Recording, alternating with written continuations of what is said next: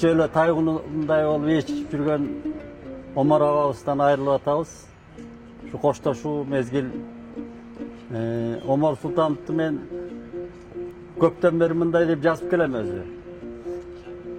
Улуу алукул, маселен, кыргыз поэзиясынын кыртышына жаңы көчөт алып келип отургузуп өстүрсө, Омар Султанов ошону бай түп дарак деңгээлине жеткирди да.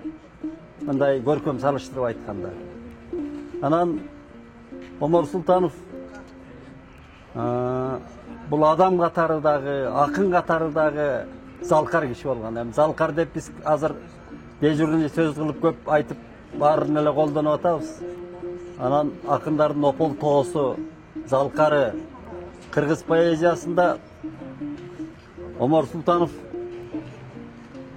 тоодон тоого чыгып келген киши да өзү. Мына кыргыздар, Кыргызстан ала тоо деген өзү 94% биздин жер тоодон турат.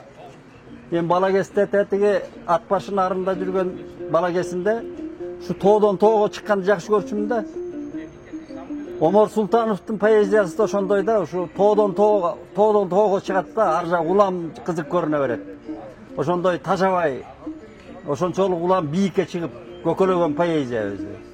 Анан бул киши биздин кыргыз поэзиясына шундай өзгөрүштөрдү алып келди, синтезтерди алып келди, реформаны алып келди, мазмунду алып келди, драмаларды алып келди.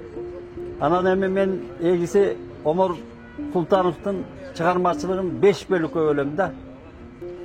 Биринчи, тетиги тоо күндөрү деп биринчи чыккан ырлар жыйнагы, жанагы атактуу Канымгүл Досманбетова ырдап жүргөн ыр, жанагы ажуутөр менен чолоктор эстедим сени сагынып деген оонду ырларынан тартып жалпы лирикасы бир бөлүк.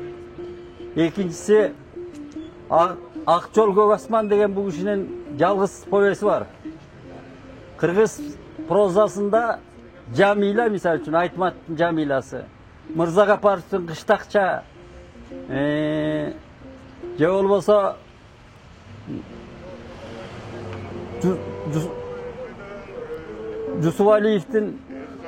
Кубат Жусупалиевдин Күн автопортретін тартып бүтөлек деген атактуу повесттерине тең келген, ошондон ашса ашкан тең келген классикалык повеси бар. Бул экинчи бөлүгү.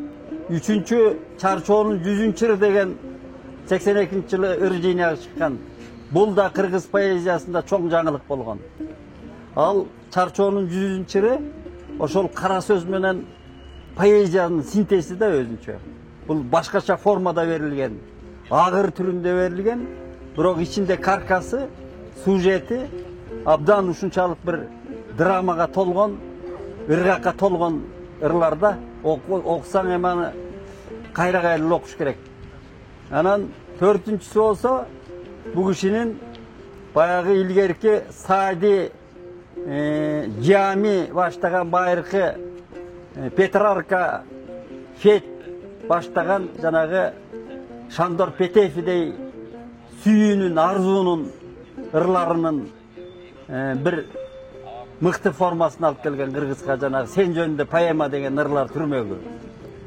Анан бешинчиси болсо жанагы Евгений Онегиндей болгон Адам турмушу деген ыр менен жазылган романы. Мына ушул 5 бөлүккө бөлөм. Анан эми бул кишинин китебин окуш керек.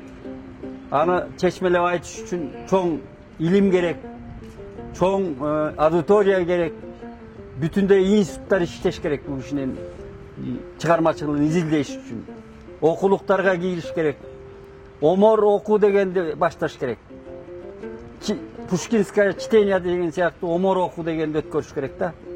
Жанагы жаштарга жеткириш керек, жанагы чукулап эле тиги сайгылап эле жанагы сайттарды сайгылаган эле азыр бир көрпендер пайда болбоду бир маңкурттар. Ошолорго Омордун поэзиясын, Омордун чыгармачылыгын жеткириш керек да. Мына маселен Айтматов кыргыз прозасын дүйнөгө алып чыкса, Омар Султанов Kırgız poeziyasın Türk dünyasına alıp çıktı. Türk dünyasına beri olganda Türk dünyası ayrıca mına 80 yıldığında Türktör, Türk imperiyası. Türkiye degen imperiya, çoğ mamleket. Bular kanday kökölötü ötkördü Omar Sultanov'un 80 yıldığında. Ha Kırgızlar öçeyip biz özüz ötkör albay, okuy albay жүрөбүz. Anan kayırgan kişinin artık hayırlı olsun. Bu işin çıkarması özünce genç.